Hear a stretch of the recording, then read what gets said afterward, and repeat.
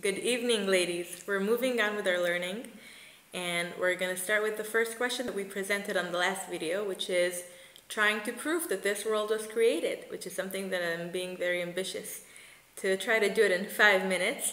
So I sent you the psukim that I promised I will send yesterday, and I'm going to send you also a link that to a video on YouTube that explains it from a different angle than I will. And I very, very much recommend to watch it. It's very, very short. It's like 10 minutes.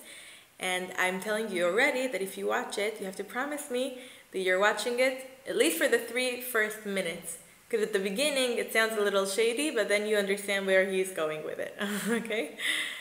Okay, so we need to remember that the book that we are learning was written over 1,000 years ago.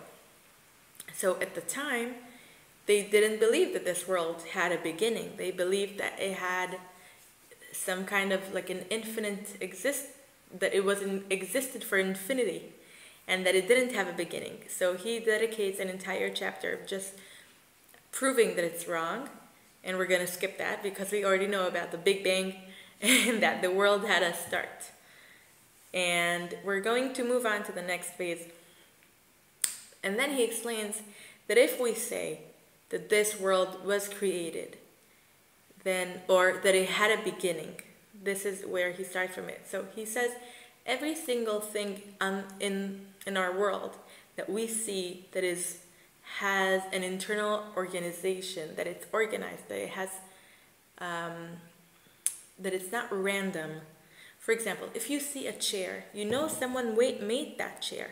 If you see a matchbox, you would know that someone made it. And if somebody tells you this matchbox just showed here because there was an amazing storm and wind was blowing and small pieces of wood were flying randomly, and somehow they all sliced up at the exact same measurement, and they all fell exactly at the same angle into a tiny pond of, I don't know, like the material that's at the end of the match.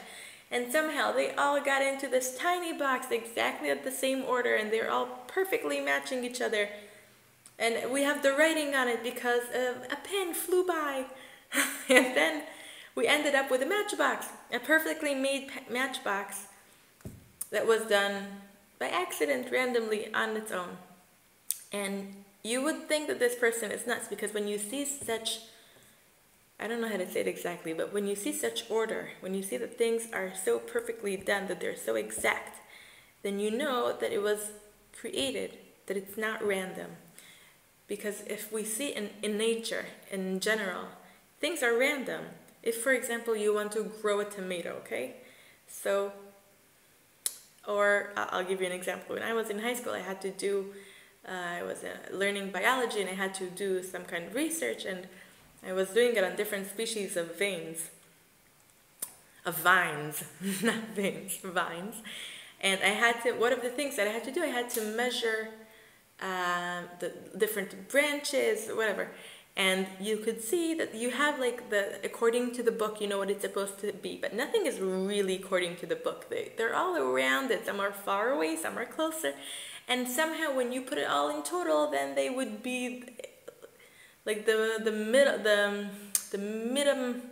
medial line with the medial measurement would match according to the book. But really, they don't go according to the book. They're not perfect. They don't match each other. They're not exact. And anything that happens, it's random. You know, when things are random, they're not so perfect. But when you look at our world, you can see that things match perfectly. How even when you look at our body, there is a pasuk that says, "Mi-b'sari chazeh Eloha," which means that when you look at the human body and how everything performs together, this is not something that was made randomly. The way that every single cell is so complex, it's not something that is made randomly by an explosion.